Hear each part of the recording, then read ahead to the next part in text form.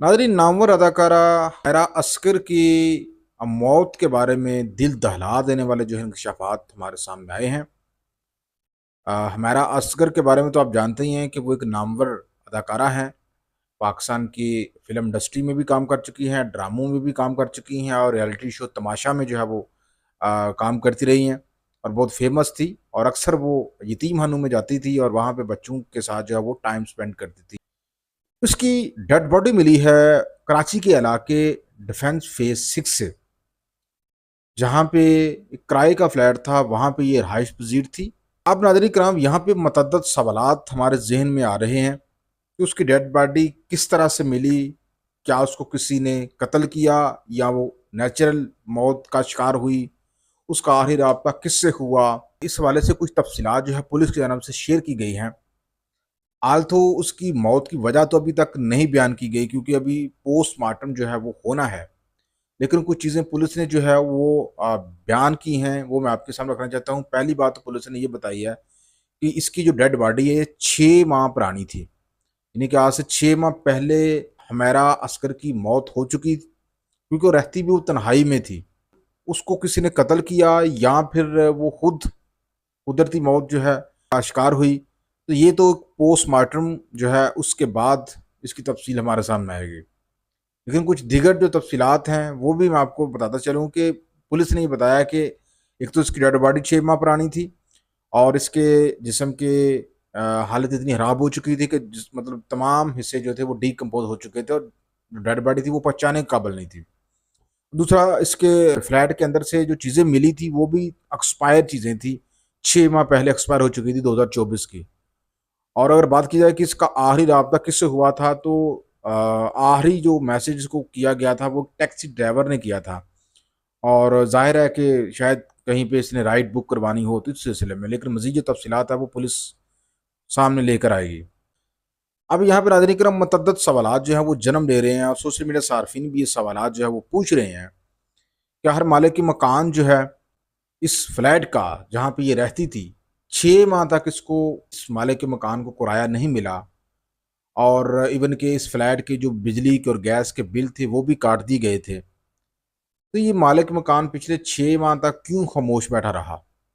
आखिर इसने जब अमूमन कराची एक ऐसा शहर है कि जहाँ पे मालिक जो होते हैं वो अक्सर अपनी फ्लैटों के ऊपर चक्कर लगाते रहते हैं, क्योंकि वहाँ पे कब्ज़े होते हैं।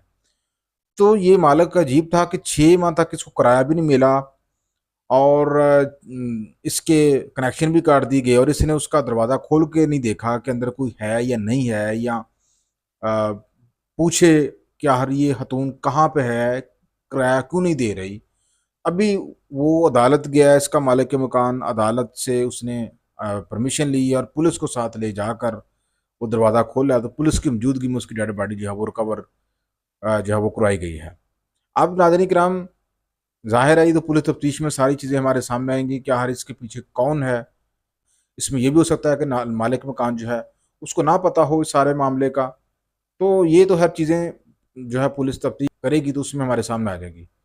लेकिन दूसरी तरफ नाज़रीन कराम, जो अफ़सोसनाक पहलू है इस सारे ड्रॉप सीन का, वो आप समझिए जो हमारी माशरती बेइज़्ज़ती को ज़ाहिर करता है। देखें, जब पुलिस ने इसकी डेड बॉडी को रिकवर किया, तो इसके लवाहकीन से राब्ता किया गया, हमारा असगर के लवाहकीन से, कि आपकी बेटी की डेड बॉडी मिली है तो आप इसको वसूल कर लें, थाने आ जाएँ। तो आगे से उनको ये जवाब मिला कि वो अपनी बेटी से राब्ता मुनक़ता कर चुके हैं पिछले 2 से 3 साल पहले और अब उनका उनसे कोई तल्लुक नहीं है, लिहाज़ा हम उसकी मय्यत को वसूल नहीं कर रहे।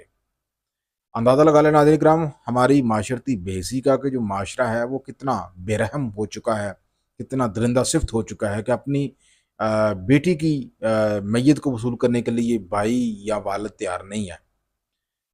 तो जवाब ये पेश किया जा रहा है कि वो उनसे राब्ता मुनक़ता कर चुकी हैं।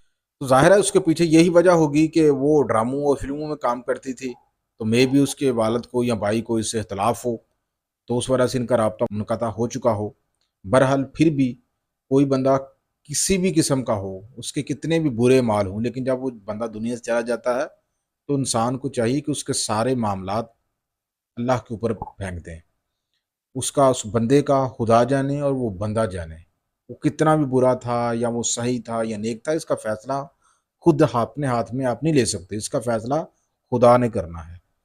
वो नाज़रीन किराम अक्सर यतीम बच्चों के साथ टाइम स्पेंड करती थी हुमैरा अस्कर, तो क्या पता अल्लाह ताला को कौन-सा उसका माल जो है वो पसंद आ जाए, और जो लोग उसके किरदार के ऊपर या उसके ऊपर उँगलियाँ उठा रहे हैं, कुछ लोग सोशल मीडिया के ऊपर अपनी तरफ से अरस्तू बनकर बैठे हुए हैं, देखिए जी नाफरमान जो औलाद होती है, या जो अपनी मेरी मर्ज़ी वाली जो औरतें होती हैं, उनका आखिर में ये हाल होता है। तो आप इस तरह की बातें नहीं कर सकते।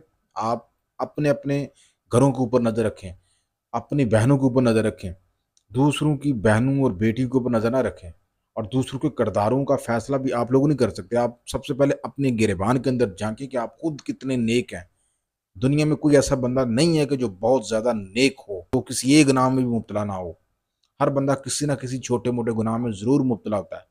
तो बेहतर ये होता है कि फ़राह-दिली का हमें मुज़ाहरा करना चाहिए, और जब बंदा इस दुनिया से चला जाता है, तो उसके बाद और ज़्यादा फ़राह-दिली दिखानी चाहिए, और सारे उसके मामलात ख़त्म करके उसका मामला अल्लाह ताला के ऊपर फेंकना चाहिए। तो ये नाज़रीन इकराम उसके वालिदैन की जानिब से मौक़िफ़ जो है वो इख्तियार किया गया है। बहरहाल नाज़रीन इकराम, आप इस बारे में क्या कहेंगे? लाज़मी कमेंट सेक्शन में अपनी राय का इज़हार करें।